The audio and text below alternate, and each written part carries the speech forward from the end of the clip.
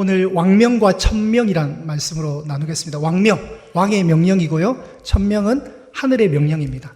오늘 왕의 명령을 받는 자와 하늘의 명령을 받는 자 두 명령이 오늘 말씀 속에 기록이 되어 있습니다.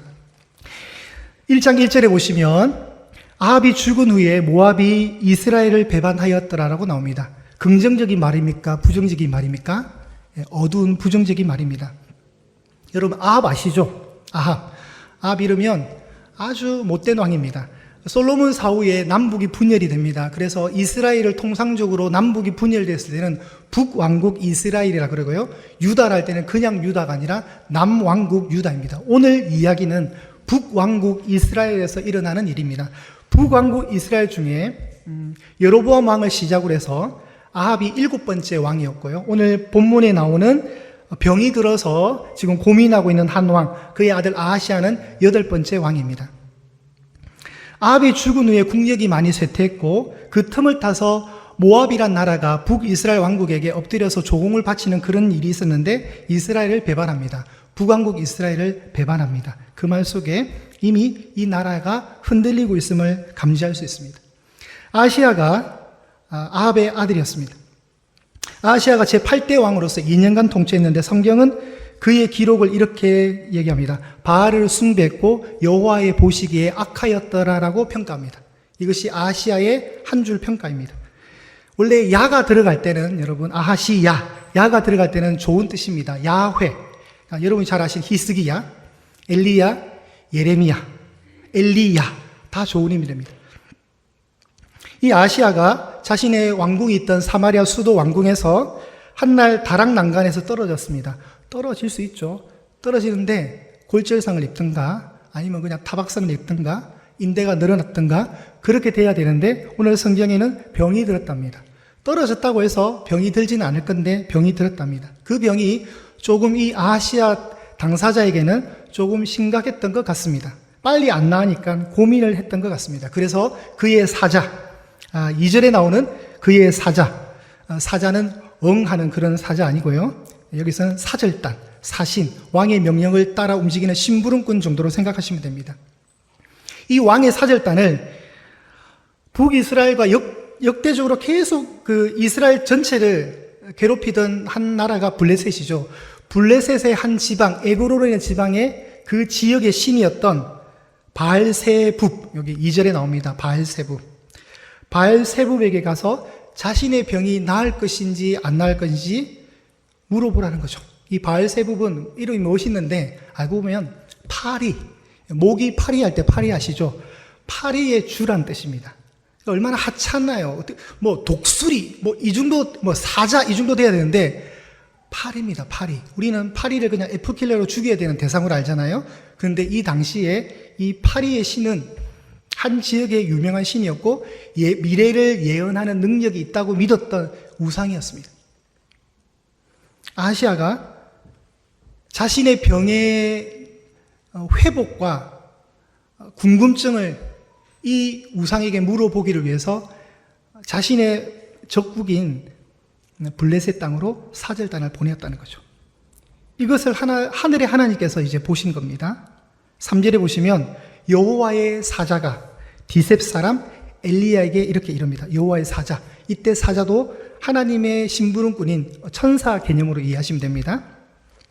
디셉 사람 엘리야에게 나타나서 너는 일어나 올라가서 사마리아 왕의 사자를 만나라는 겁니다. 그 사절단을 만나라는 것이죠. 그러면서 했던 말, 이스라엘에 하나님이 없어서, 이스라엘의 북이스라엘 왕국에 하나님이 없어서 너희가 에그론의 신 바알세붑에게 물으러 가느냐라고 한탄조의 말을 하는 거죠. 근데 이 아하시아가 나중에 어떻게 될까요? 심판을 받습니다. 통치 2년이었거든요. 병들어 죽게 됩니다. 4절에 보시면 여호와의 말씀이 내가 올라간 짐승에도 내려오지 못할 것이고 너는 반드시 죽으리라. 죽을 것이다. 예언을 해줍니다. 그리고 엘리야는 사라집니다. 그럼 아하시아는 이름이 야가 들어갔으니까 좋은 뜻이겠죠. 그러니까 여호와랑 연관이 됐습니다. 여호와께서 잡으셨다라는 뜻이에요. 좋은 이름일까요? 나쁜 이름일까요? 예, 여호와 들어갔으니까, 하나님의 이름이 들어갔으니까 좋은 이름이죠. 그런데 그는 왜 자신의 병에 낫고 안 낫고의 여부를 이렇게 우상에게 물어야만 될까요? 원인을 잘 분석해보면 우선은 그의 의식의 흐름 속에, 그의 신앙의 세계관, 그의 가치관 속에 뭐가 있었냐면 우상을 통해서 어떤 해답을 물어도 된다는 괜찮아라는 신앙이 있는 거죠. 이건 또 왜 이렇게 왔을까요? 아마도 아버지 아합과 여러분 아합의 부인의 이름을 혹시 아시나요? 네, 벨로 끝나는데 세 글자고 이세벨입니다. 이세벨은 저기 시돈 땅이라는 저 지중해 해안의 저 북쪽으로 가면 시돈, 두로와 시돈 들어보셨죠? 시돈 땅의 공주였습니다. 공주. 근데 이 공주가 북이스라엘 왕국으로 시집을 오는데 그냥 오는 것이 아니라 자신이 섬겼던 바알과 아세라라는 어떤 그 우상을 가지고 와서 북왕국 이스라엘에 완전히 이 이방 문화의 종교를 심어버리는 아주 악질 왕비였습니다. 악질 왕비. 그러니까 아버지와 어머니로부터 받을 수 있는 영향력이 전혀 없었다고 보시면 돼요. 히스기야라는 남왕국 유다의 왕이 있었습니다. 그도 병들었습니다. 그도 병들었는데 그는 하나님을 향해서 기도했습니다. 벽을 향해서 기도했다 그랬잖아요. 벽을 대고. 히스기야의 아버지 이름이 아하스인데 이 아하스 왕도 성경에서는 악한 왕으로 정하거든요. 그러니까 같은 아버지의 영향을 받았지만 히스기야는 그 영향권을 벗어나서 하나님을 찾는 사람이 되었고 아하시야는 여전히 아버지와 어머니의 그 신앙적 유산을 온전히 받지 못해서 잘못된 신앙적 유산을 이어받아서 우상을 섬기게 되는 사람이 되었다는 것이죠. 우리가 가지고 있는 어떤 판단과 기준은 우리 나름대로의 세계관이랍니다. 일상의 시간들이 모여서, 생각들이 모여서 하나의 세계관을 만드는 거죠. 여러분, 우리 기독교는 기독교 세계관이 있습니다. 특별히 최근에 이슈가 되는 동성애. 동성애를 우리가 받아들여야 됩니까? 거부해야 됩니까? 왜 거부해야 되죠? 이건 기독교 세계관에 안 맞는 거거든요. 더 정확하게 말하면 성경이 말하는 성경적 세계관에서 벗어난 이야기입니다. 그런데 이 세계관이 잘못 우리가 오염되면 기독교인들 중에서도 그냥 냅둬라고 불쌍하지 않냐고 태어날 때부터 그랬다는데 어떻게 라고 그 사람들의 사정과 인권을 존중하는 의미에서 찬성할 수도 있다는 거죠. 기독교인들 중에서는. 왜요? 그렇게 생각할 수 있는 지경까지 간 그 사람의 나름대로 판단과 기준의 세계관이 있었던 거죠. 절대로 안 된다는 하나님의 말씀이 기준이 아니라 그냥 본인이 생각한 나름대로의 세계가 있는 거죠. 우리가 정치적 이념도 다를 수 있습니다. 왜 다르냐면 그 나름의 세계관이 다르기 때문에 그런 거죠. 근데 아시아가 이렇게 생각의 오염을 받은 것 같아요. 하나님께서 잡으셨다는 이 성경적 이름의 이름값을 못하는 사람이 된 거죠. 이스라엘에 하나님이 계시는데 이스라엘에 하나님이 없는 것처럼 여기는, 자신이 병들었으면 하나님께 구할 수 있는데, 하나님께 물을 수 있는데 그렇게 하지 않았다는 거죠. 이스라엘에 하나님이 없어서 너희가 애고로 내신 바알세붑에게 물으러 가느냐. 바꿔 말하면 이스라엘에 하나님 계시는데 하나님께 물으면 되지 왜 하나님을 굳이 버리면서까지 우상에게 가서 너 운명을 맡기느냐, 이런 뜻 아니겠습니까, 여러분? 우리는 여러분 세계관이 참 중요합니다. 세계관이 잘못 교육이 되고 훈련이 되면 엉뚱한 길로 갈 수가 있습니다. 예를 들어서 제가 많이 사역의 현장에서 경험하는 것 중에 장례 문화 속에 아주 불편한 몇 가지가 있어요. 이제 별세를 하게 되면 우리가 장례를 집례하게 되고 장례식장에서 이게 이제 장례를 위한 세팅을 하게 되죠. 그때 아무 생각 없이 기독교 장례라고 하면서도 향을 피우고 촛불을 켜는 분들이 계세요. 향은 빼더라도, 그림 올려주세요. 향은 빼더라도 촛불을 피우는 분들이 계세요. 향은 좀 찝찝한 것 같거든요. 뭔가 불교식 같고 냄새도 별로 좋지 않잖아요. 그러니까 촛불을 좌우에 이렇게 켠단 말이죠. 그래서 제가 집례를 하려고 하면 유족에게 정중히 얘기를 합니다. 향은 없기 때문에 괜찮고 촛불은 좀 꺼주셨으면 좋겠다 이러면 꼭 어떤 분들이 그래요. 아니, 시키는 대로 하는 거고 표가 있으면 좀 예뻐 보이는데 이거 왜 끄냐고 저한테 반박을 하시는 분들이 계세요. 그분도 교회를 다니시는데 기왕 좀 있어 보이는 거예요. 여러분, 왜 장례식장에서 저렇게 향을 피우고 촛불을 켜냐면 죽은 혼을 달래기 위해서 하는 행동이에요. 그럼 이게 기독교 세계관에 맞는 겁니까? 틀린 겁니까? 100% 틀린 겁니다. 그래서 앞으로 장례할 때는 절대로 향을 피우지 마십시오. 촛불도 끄시기 바랍니다. 이건 멋있게 보이는 그런 개념 자체가 아니에요. 두 번째, 화환을 보냅니다. 그럼 전부 다 뭐라 쓰죠? 삼가 고인의 명복을 빕니다. 그럼 이제 앉아 계시는 분들 중에 목사님 저게 어땠어요? 라고 말할 수 있습니다. 네, 저게 어땠어요? 뭐 틀린 거 없는 것 같은데요? 하면 이제 여러분이 나름대로 가지고 있는 세계관의 오염을 당한 거고 또 교회가 정확하게 알려주지 못한 영역도 있는 것 같아요. 삼가 고인의 명복을 빕니다. 많은 기독교인들도 저렇게 해요, 실제로. 고인의 어떤 죽음 앞에 가보면 어느 어떤 뭐 집사님, 장로님, 권사님 이름으로 그런 교회 이름으로 보내면서 왼쪽에는 교회 이름, 오른쪽에는 삼가 고인의 명복을 빕니다라고 저런 화환들을 많이 볼 수가 있습니다. 근데 뭐가 문제냐면 삼가 고인의 명복은 죽은 우리 고인께서 저성에 가서 염라대왕 앞에서 복을 받기를 원한다는 뜻이에요. 다시 알려드릴까요? 우리는 염라대왕 믿지도 않고 천국 지옥만 믿지, 그죠? 저성에 가서 네가 염라대왕 앞에서 좋은 판결을 받아서 복을 받아서 좋은 결과의 심판을 받아서 다시 잘 태어나라. 그런 기독교식으로 말하면 축복의 권면인 거예요. 불교는 윤회를 하잖아요. 윤회, 그죠? 계속해서 돌잖아요. 근데 기독교는 처음과 끝이 분명하단 말이죠. 처음과 마침이 분명한 거고 사람은 태어나서 죽고 죽음 이후에 천국과 지옥에 있는 것이고 예수님을 믿으면 천국 가는 것이고 믿지 않으면 지옥에 가는 거죠. 그거밖에 없어요. 기독교에서 왜 장례를 집례하냐면 죽은 어떤 분, 돌아가신 분을 애도하기 위해서 하는 게 아닙니다, 여러분. 기독교가 장례를 왜 하냐면 돌아가신 분의 남은 유족의 신앙을 위해서 장례를 집례하는 거예요. 이미 돌아가신 분은 돌아가신 거잖아요. 목사가 와서 지옥 가신 분 기도했다고 천국 가는 게 아닐 거 아니에요. 그죠? 천국 가신 분한테 목사가 뭘 더 기도할 게 있겠습니까?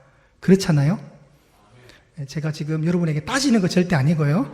여러분 얼굴 표정이 안 보이니까 제가 잘 모르겠어요.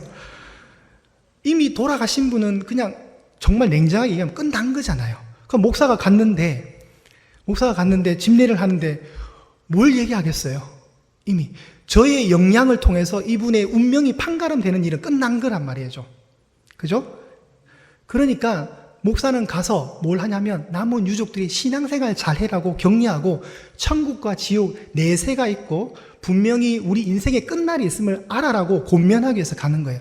그래서 유족들이 신앙을 이어받으면 그 신앙의 유산 잘 이어받고 믿지 않는 분의 어떤 유족이라면 다시 지금이라도 우리의 끝날을 잘 고민하시라. 우리도 저 마지막 영정사진 한 장으로 남는 인생이다. 우리도 흙으로 돌아가는 한 줌의 흙에 불과하다. 한 줌의 흙으로 땅에 묻히는 참 허무한 인생을 가지고 있다. 그것이 우리의 끝날이다라는 것을 알려주는 복음을 전하는 기회가 되지 목사가 가서 집례한다고 해서 큰 변화는 일어나지 않습니다. 삼가 고인의 명복을 빕니다. 이런 말들은 절대로 사용하시면 안 됩니다. 그건 굉장히 비성경적인 거고 잘못된 우리가 이게 전수받은 거예요, 여러분. 그리고 또 하나가 있습니다. 발인식을 합니다. 발인 예배, 천국 환송 예배라고 그러죠. 장례 3일째 새벽에 주로 드립니다. 그러면 천국 환송 예배 잘 드렸어요. 천국 환송 예배 잘 드리고 은혜스럽게 잘 마치고 이제 운구를 합니다. 운구를 해서 장지로 가기 위해서 버스나 리무진 차에 이렇게 운구를 탁 안착하고, 그렇죠? 그 과정이 있죠. 그리고 나 꼭 하나 뭐가 터지냐면 주로 운전기사분이 딱 운구를 딱 안치해놓고 이렇게 차량의 문을 닫고 나서 다 유족들 모아놓고 고인을 좋은 데 모시겠습니다. 정성껏 모시겠습니다. 우리 고인을 향해서 일제히 묵념하겠습니다. 다 묵념을 해버려요. 그러면 거기 있던 얼떨결에 교회 장로님이고 권사님이고 집사님인데도 운전기사가 하라니까 다 똑같이 다 따라 이렇게 하는 거예요. 저는 그거 볼 때마다 막 속이 타요. 막 방금 예배 드려놓고 방금 천국 환송 예배 드려놓고 와가지고 죽은 사람을 향해서 애도를 표현하는 어떤 그 기도, 묵도를 한다는 것 자체는 비성경적인 거죠. 죽은 분은 죽은 분으로 끝나는 거죠. 그래서 제가 하도 이런 일들이 많이 생기니까 장례 지도사한테 항상 장례 지도사 저한테 오거든요. 그럼 목사님 기도하시겠습니까? 뭐 이런 말들을 해요. 그러면 기도는 일단 둘째치고 절대로 운전기사분한테 유족들 고개 숙이게 하지 마라. 인사시키면 안 된다라고 제가 당부를 드립니다. 그러면 그대로 진행될 때가 있고 그게 또 전달이 안 돼서 또 엉뚱하게 하는 사정이 있는데 여러분도 마찬가지고 저도 마찬가지고 장례에 가서 어떤 형태로든 그런 식의 행동들을 하시면 안 돼요. 시키더라도 뻣뻣하게 고개를 들고 계십시오. 다 같이 분위기 따라서 다 이렇게 하거든요. 그렇게 하시면 안 돼요. 죽은 이를 향한 어떤 경외감의 표현은 하시면 안 돼요. 그래서 기독교는 절도 하지 않지 않습니까? 그죠? 네, 그건 당연한 거죠. 그거랑 갑자기 막 이렇게 하는 거랑 똑같은 거예요. 그렇게 하시면 안 된다는 거. 그러니까 이런 부분에 대해서 우리가 기독교 세계관이 필요한 거죠. 오염되어 있는 뭔가 좀 우리 속에 빠져야 되는 부분들에 대한 그런 것들 교육이 필요한데 예한교회는 향후 이제 장례를 혹은 여러분이 당사자가 되실 때 가족들 중에 그렇게 미리 좀 잘 준비를 하셨으면 좋겠다는 생각이 듭니다. 자, 그래서 삼가 조의를 표합니다라는 아름다운 말이 있습니다. 조의가 무슨 뜻이냐면 그 죽음을 함께 슬퍼합니다라는 공감의 표현입니다. 조의를 표합니다라는 표현이 가장 좋고 앞으로는 이제 고인의 명복을 빕니다라는 말은 쓰시지 마시기를 그렇게 부탁을 드립니다. 우리는 뭔가 어떤 우상에 대한 공포감이 있는 성도가 아니에요. 시편 115편 말씀 좀 보겠습니다. 시편 115편 4절에서 7절에 보시면 그들의 우상은 음과 금이요 사람의 손으로 만든 것이라. 여러분 잘 고민해 보시면 모든 종교는 이 땅에서 만들어진 시작된 모든 종교는 사람이 만든 겁니다. 그렇지 않아요, 여러분? 사람이 안 만든 게 어디 있어요? 사람들이 형상학적으로 이렇게 어떤 우상들을 만든 거죠. 그러니까 우리 뭐 어떤 시골 마을에 가면 천하대장군, 지하여장군 뭐 이런 거 있잖아요. 그런 거? 마을을 지키는 수호신이라서 다 사람이 만든 거잖아요. 자, 그러면 천하대장군, 지하여장군 그 나무 목상을 한번 생각해 봅시다. 성경이 딱 고발하죠. 입이 있어도 말합니까? 못합니까? 말하지 못합니다. 눈이 있는데 눈이 봅니까? 보지 못합니다. 귀도 있는데 듣지 못하고요. 코가 있어도 냄새를 맡지 못하고 손이 있어도 만지지 못합니다. 발이 있지만 걷지 못하고요. 목구멍이 있어도 작은 소리조차도 내지 못한다고 성경이 7번 딱 못 받고 있습니다. 완전수 7번. 철저하게 우상이 얼마나 무기력하고 무능한 것인가를 시편 115편의 기자가 고발을 하는 겁니다. 이런 우상 앞에 여러분이 두려워하실 필요가 없다는 거죠. 찜찜해하지도 마십시오. 분명히 하나님이 아브라함에게 어떤 언약을 하셨냐면 너를 축복하는 자에게 내가 복을 내리고 너를 저주하는 자에게 내가 저주를 내리겠다는 이 말씀은요 우리에게도 정확하게 적용됩니다. 누군가가 여러분을 향해서 막 삿대질하면서 비난하고 욕을 하고 저주를 퍼부어도 그 저주는 여러분에게 절대로 통하지 않습니다. 하나님이 그런 역사의 강력한 은혜들, 울타리를 주시는 거예요. 요한복음 1장 12절에 영접하는 자, 곧 그 이름을 믿는 자들에게는 뭐죠? 하지 마시고 하나님의 자녀가 되는 권세를 주셨으니 저는 이 구절 볼 때마다 생각을 해요. 하나님의 자녀가 되는 권세. 그래, 자녀의 권세가 뭘까? 밖에 나가서는 별로 우리 권세가 없어요, 여러분. 내가 교회 다니는데 교회 다니는 성도로서의 권세가 있습니까? 힘으로 자랑할 만큼의 뭐가 있어요? 별로 없어요. 홍제동에 지나다니는 수많은 사람과 그냥 목사님 저도 가면 그냥 무리 중에 섞이는 아무런 권세가 보이지 않아요. 그러나 이걸 영적으로 볼 때 권세가 진짜 있는 거예요. 어떤 우상의 숭배자가 여러분을 저주한다 할지라도 그 저주는 우리에게 효력이 전혀 발휘가 되지 못해요. 장희빈이가 아무리 화를 쏘아가지고 여러분 알죠? 그러니까 인연하는가 죽잖아요. 뭐 죽는지 아니면 모르겠지만 그게 얼마나 연관성이 있는지 모르겠지만 그런 우상의 신앙이 그때 있었단 말이죠. 누군가가 이게 지프로 묶어가지고 이게 정용만 목사한테 화를 쏘아가지고 계속 100일 동안 써보세요. 온갖 저주를 퍼부으면서 저는 101일째 여전히 새벽 기도를 집리하고 있을 겁니다, 여러분. 왜냐하면 그런 저주는 안 먹혀요, 여러분. 그건 발람과 발락 사건 민수기를 통해서 정확하게 보여주고 있거든요. 여러분 잘 보시면 그런 게 권세예요, 권세. 어떤 뭐 이방 신을 통해서, 우상을 통해서 기독교인들에게 미치는 1%도 영향권 하나도 없어요, 여러분. 그래서 우리는 정말 그런 어떤 타 종교의 어떤 어두운 부분이라든가 타 종교의 저주라든가 그런 거에 대해서 전혀 생각하실 필요가 없어요. 우리는 그냥 우리가 알고 있는 하나님만 잘 믿으시면 됩니다. 여러분, 오늘 본문에 그게 정확하게 소개가 되는 거죠. 하나님이 이사야 42장 8절에 나는 여호와이니 이는 내 이름이라. 나는 내 영광을 다른 자에게 내 찬송을 우상에게 주지 아니하리라. 하나님은 하나님만 영광 받으시는 거예요. 지금 오늘 아시아를 통해서 아시아가 은근히 에그론의 신 바알세붑을 높이고 있잖아요. 그 신이라면 내 병에 낫고 안 낫고를 알 것이라는 그런 경외감을 가지고 묻는 거잖아요. 지금 사절단을 보내는 거잖아요. 근데 그런 모든 주권은 하나님의 손에 있는 겁니다.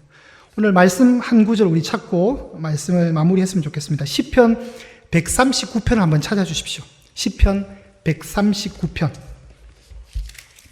7절에서 10절 말씀을 제가 보겠습니다. 구약 성경 904면에 있습니다. 시편 139편 7절에서 10절입니다.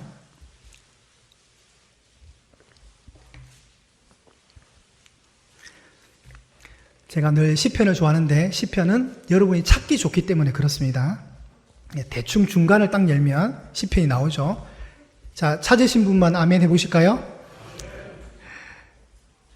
자, 시편 139편 7절에서 10절 말씀을 우리 한번 교독 한번 해보실까요? 제가 7절 읽고 여러분이 8절 읽고 9절 제가 읽고 10절 여러분이 읽어주십시오. 7절을 제가 읽겠습니다. 시편 139편입니다. 내가 주의 영을 떠나 어디로 가며 주의 앞에서 어디로 피하리까?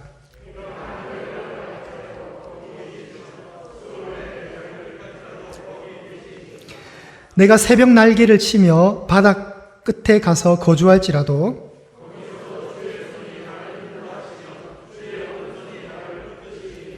아멘.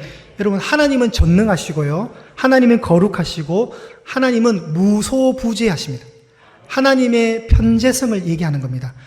하나님의 영을 떠나서 우리가 갈 수 있답니까? 없답니까? 자, 쉽게 말해서 우리가 여호와 하나님의 낯을 피해서 도망갈 곳이 있냐 없냐 이겁니다. 있습니까? 없습니까? 없습니다. 왜냐하면 그분은 어디든지 어느 곳에든지 계시기 때문에 그렇습니다. 시편의 기자가 특별히 다윗입니다. 다윗이 굉장히 문학적 용어를 통해서 이렇게 표현합니다. 내가 주의 영을 떠나 어디로 가며 주의 앞에서 어디로 피하리까? 못 피한다는 거죠. 다윗이 내가 하늘에 올라갈지라도, 하늘이 뭐죠? 가장 높은 곳이에요. 가장 높은 곳의 시적인 표현입니다. 다윗이 하늘에 올라갈지라도 성경에는 뭐라 나온다고요? 거기 계시며. 스올은 통상적으로 가장 낮은 곳, 지옥을 얘기하는 거죠. 다윗이 하나님의 낯을 피해서 지옥에 가장 낮은 곳에 가겠다는 거예요. 가장 낮은 곳에서 자신의 자리를 펼치라도 성경은 뭐라고 합니까? 거기 계시니이다. 내가 새벽 날개를 치며 바닥 끝에 가서 거주한다 할지라도. 자, 새벽 날개가 뭘까요? 바닥 끝은 뭘까요? 이걸 이제 고민을 해봤습니다. 새벽 날개, 바닥 끝. 우리가 통상적으로 여러분 바닥 끝은 해가 지는 서쪽 하늘을 바닥 끝이라고 부릅니다. 그러면 반대 개념인 동편이겠죠. 그러니까 동편에서 서쪽의 개념. 그러니까 동편, 새벽 날개. 여러분 새벽 날개가 어떤 의미냐면 태양이 이렇게 탁 이게 수평선에서 이렇게 일출할 때 파장이 팍 퍼지는 거 있잖아요. 그게 시적 표현으로 새벽 날개로 묘사를 하는 거예요. 새벽 날개. 이 말을 바꿔 말하면 내가 동쪽에서 치며 서쪽 끝에 가서 내 자리가 있어서 거주할지라도 거기서도 10절에 주의 손이 나를 인도하시며 주의 오른손이 나를 붙드시리이다. 아멘. 자, 이 말을 종합해 보면 하나님은 동서남북 사방에도 가장 높은 곳에도 가장 낮은 곳에도 있다는 시적인 표현입니다. 하나님은 어디든지 계시는 거죠. 그러면 병들었던 아시아가 다락 난간에서 떨어져서 병들었던 아시아가 이 편지하신 하나님께 어떻게 됩니까? 자신의 문제를 물어야 된다는 거죠. 자신의 문제를 엎드려서 기도해야 된다는 겁니다. 오늘 우리 삶에 이 말씀을 적용하셨으면 좋겠습니다. 여러분 인생에 어떤 문제가 있고 어떤 상황이 닥치고 셀 수 없는 어떤 변수가 있는 어떤 일들을 만날 때 제일 먼저 하셔야 될 것, 하나님께 물으셔야 합니다. 이스라엘에 하나님이 없어서, 아니요, 이스라엘에는 하나님이 계시다는 뜻이죠. 하나님은 계십니다. 살아 계십니다. 오직 하면 임마누엘이라고 표현하실까요? 오직 하면 우리 찬양대 이름이 임마누엘이겠습니까? 하나님이 함께 하시다는 뜻이잖아요. 그런 하나님이 계시는데 정말 가끔씩 그래요. 제가 저 지방에서 섬겼던 어느 집사님이 자꾸 하는 일마다 안 되니까 전보로 다니신대요. 제가 그 얘기를 들었어요. 진짜. 그분 찬양대도 잘 하시고 아들 장가 보낼 때 목사님 불러서 결혼 예식도 하신 분이신데 자꾸 하는 일마다 안 되고 다운되니까 의지할 게 없으니까, 하나님은 안 보이시니까 이제 보이는 신을 찾아가는 거예요. 그 점집 가서 자기 운세를 따진다더라고요. 오직 답답하니까 그러는 거예요. 그 마음은 좀 이해는 되지만 그럴지라도 그렇게 하시면 안 된다는 거죠. 여러분 인생의 주인이 누구십니까? 하나님이십니다. 우리가 다니엘을 통해서 하나님의 절대 주권 배웠잖아요. 발버둥 쳐봐도 안 됩니다. 그렇게 점집, 사주팔자, 운세 한다고 될 문제면 다 하게요. 하나님은 계십니다. 오늘 이 말씀 잘 기억하십시오. 여러분은 천명을 귀하게 여기셔야 됩니다. 하늘의 명령을 귀담아 들을 수 있는 신앙인이 되시기를 소망합니다. 이스라엘의 하나님, 나의 하나님, 우리 하나님, 예한교회 하나님은 살아 계십니다. 그분은 무소부지하신 하나님, 그분은 어느 곳에도 계시는 분이십니다. 그분과 동행하십시오.